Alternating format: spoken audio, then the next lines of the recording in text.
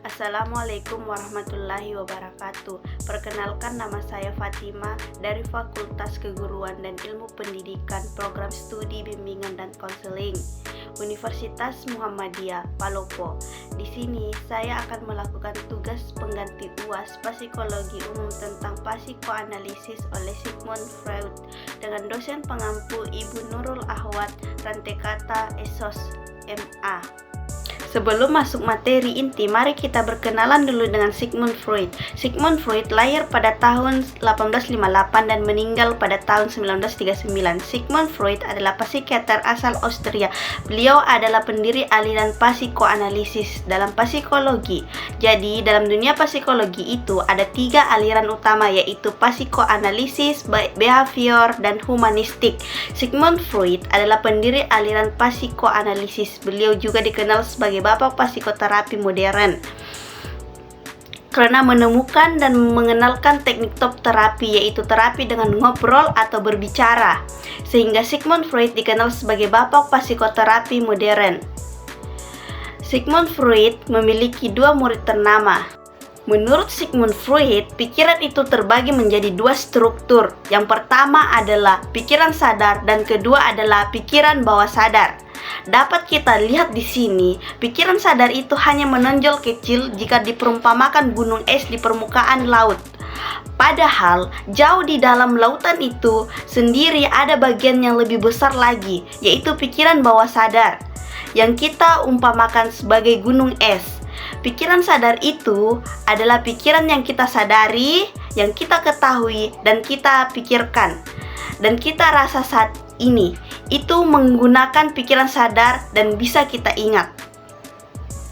Contohnya, jika saya membaca buku dan saya merenungi isi buku itu, saat itu saya menggunakan pikiran sadar saya karena saya sadari dan saya tahu melakukan itu dengan sengaja.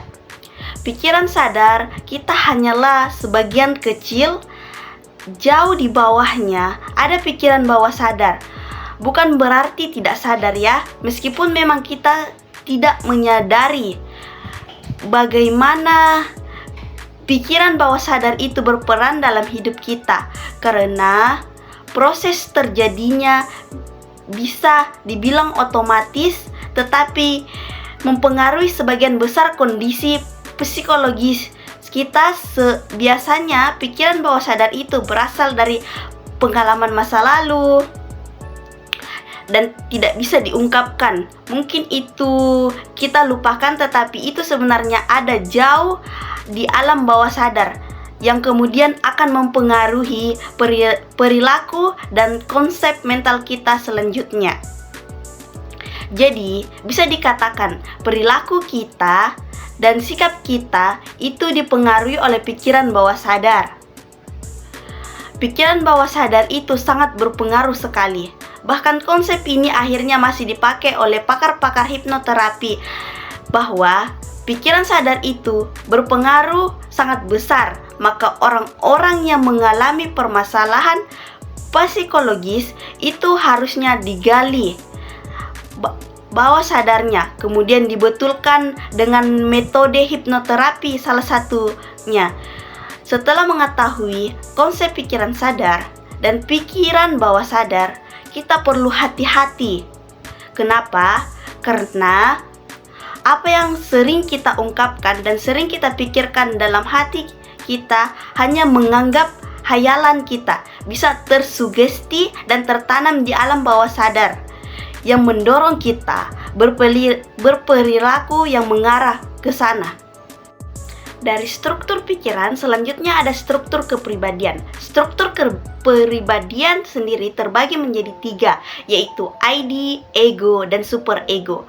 ID, ego, dan superego sendiri juga saling berhubungan dengan pikiran sadar dan pikiran bawah sadar. ID merupakan bagian tak sadar dari kepribadian. Ini adalah sumber energi psikis yang berasal dari naluri dasar dan mencari dorongan kepuasan.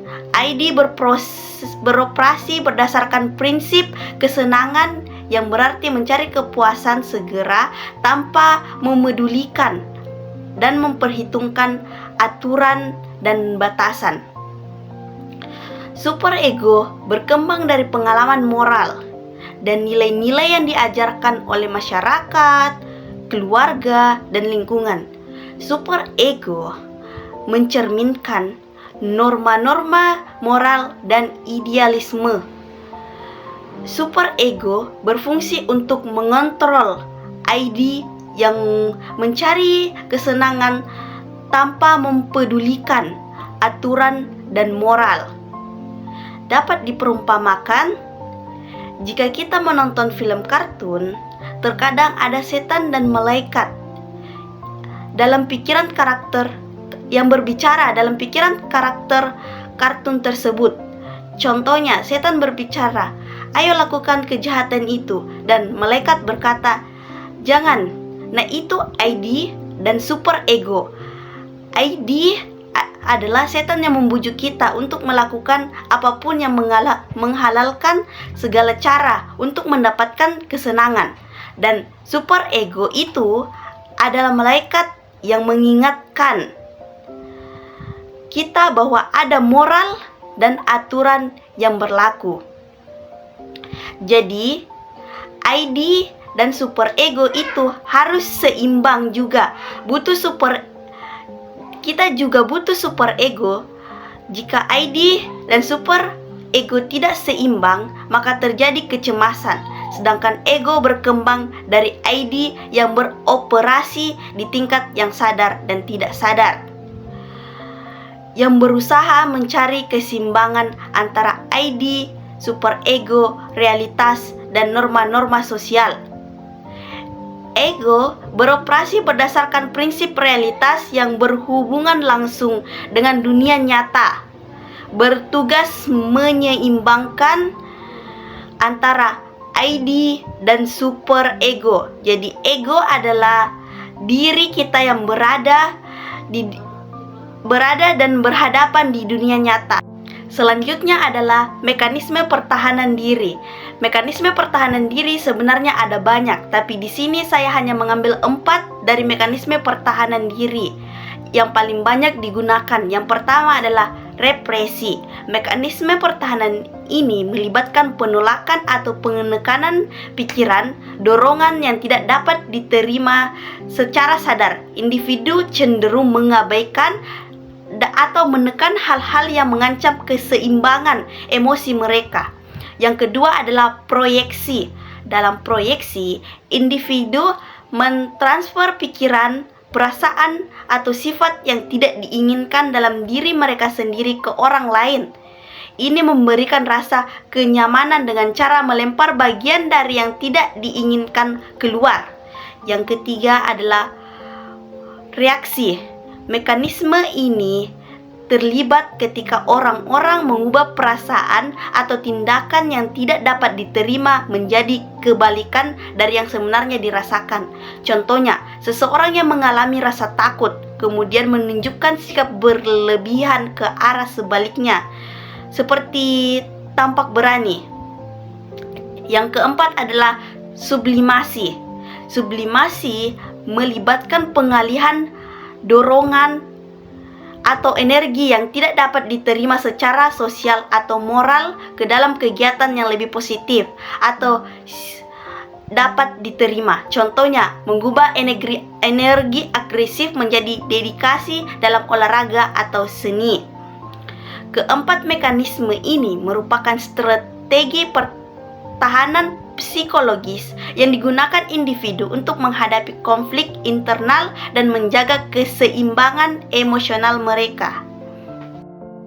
Dari penjelasan saya, kita mendapat simpulan bahwa mental dan pikiran kita sangat dipengaruhi oleh pikiran bawah sadar, sehingga kita perlu menghindari kebiasaan berbicara dan berpikir negatif, karena itu masuk ke alam bawah sadar, dapat secara langsung berpengaruh perilaku kita dan akan terpancar dari perilaku kita.